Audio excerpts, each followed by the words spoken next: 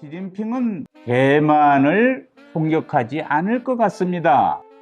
함으로써 정치적 이익을 획득하는 것은 과감하게 할 겁니다. 국민이 외교 안보 라인을 걱정하는 이 시대를 막을 내려야 됩니다.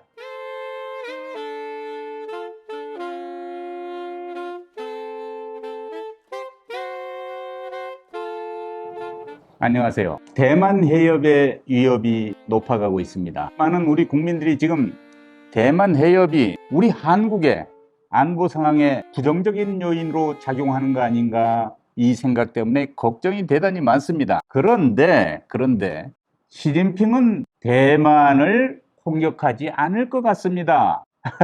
왜냐고요? 몇 가지 이유가 있어요. 시진핑 머릿속에 들어갔다 왔나요?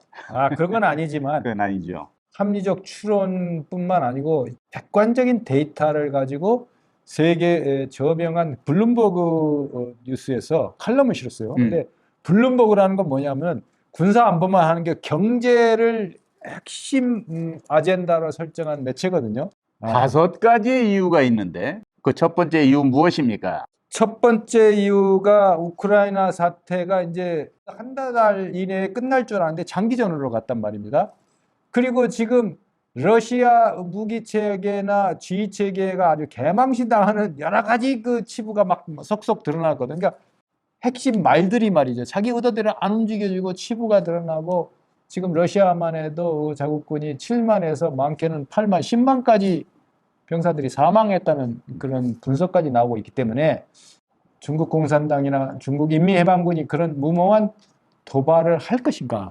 상당히 도발을 전혀 안 할 것이라는 것 자체도 오판이지만은 합리적인 여러 가지 증거와 객관적인 징후를 볼 때 어렵지 않느냐, 이런 판단이 들어갑니다. 일단 푸틴처럼 무모하게 싸우거나 외부로부터 푸틴을 향한 손가락질처럼 자기가 받고 싶지 않은 거예요. 그러니까 시진핑이 푸틴처럼 코너에 몰리는 건 아니거든요. 현재 중국몽을 향해서 나름대로 이 공격을 최종 결정하는 최종 의사결정권자의 현실적인 필요, 그 같은 코너에 몰린 그런 상황이 있느냐라는 측면을 봤을 때 블룸버그의 전문가들의 의견에서도 보듯이 좀 어렵지 않느냐.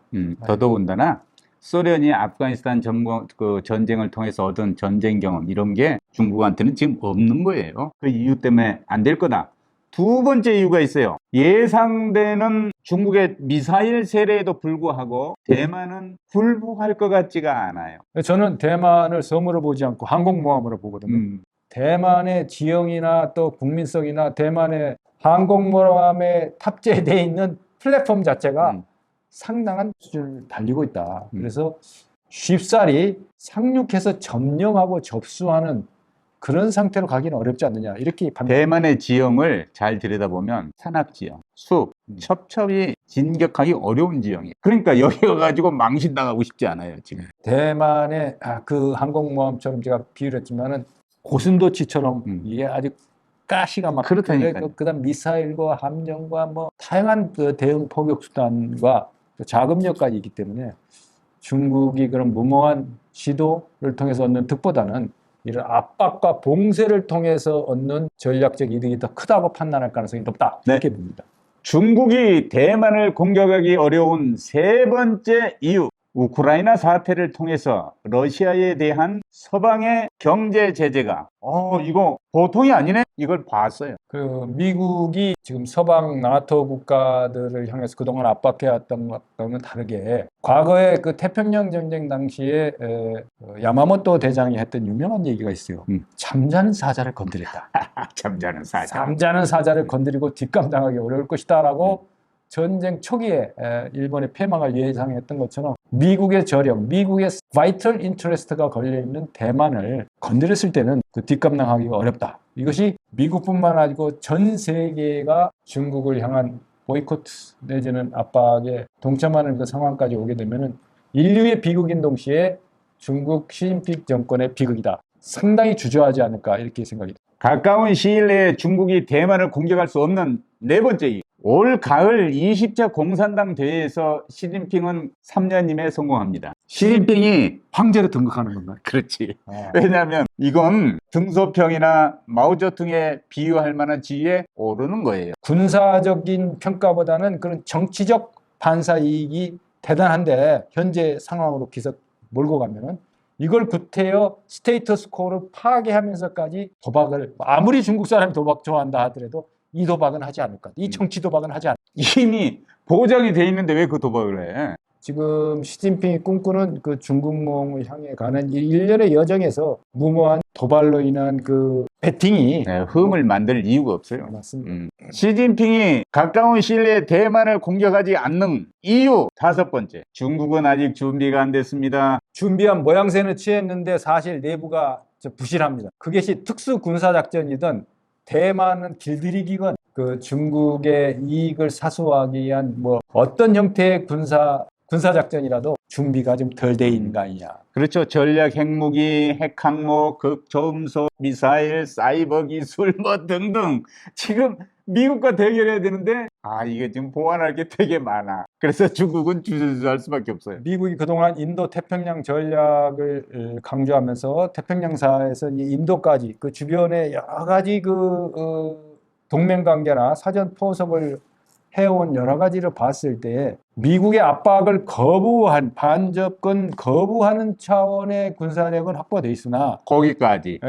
그걸 넘어서 거대한 항공모함 같은 대만을 신공해서 상륙작전에서 점령한다? 과업이다. 그렇죠. 이렇게 봅니다. 가까운 시일 내에 중국이 대만을 공격하기는 매우 어렵다는 말씀 드렸는데 그렇다고 긴장 조성까지 안 한다? 이건 아니에요. 긴장을 조성함으로써 정치적 이익을 획득하는 것은 과감하게 할 겁니다. 근데 그 영향이 또 한반도에도 미칠 가능성이 매우 높아요. 근데 이런 건 있는 것 같아요. 미국의 전략가 전문가들이 큰 추세 분석은 잘하는데 그 상대의 허를 찌르는 기습적인 도발 이거에 대해서는 상당히 미국이 약한 것 같아요. 맞죠. 네, 그런 측면에서 여기서 분명한 것은 도발 안 한다는 게 아니고 가까운 시일 내에 1, 2년 내에 수년 내에 하기는 어렵지 않느냐. 그러나 이 중장기적으로 가까운 시일 내라는 얘기는 안정적인 시진핑의 집권 기간 이때 할 필요가 없는 거예요. 근데 다만 그 다음 원대한 꿈을 꾸고 또 재집권을 했다. 4차 집권을 해야 되겠다 했을 때 이 얘기가 달라지는 거예요.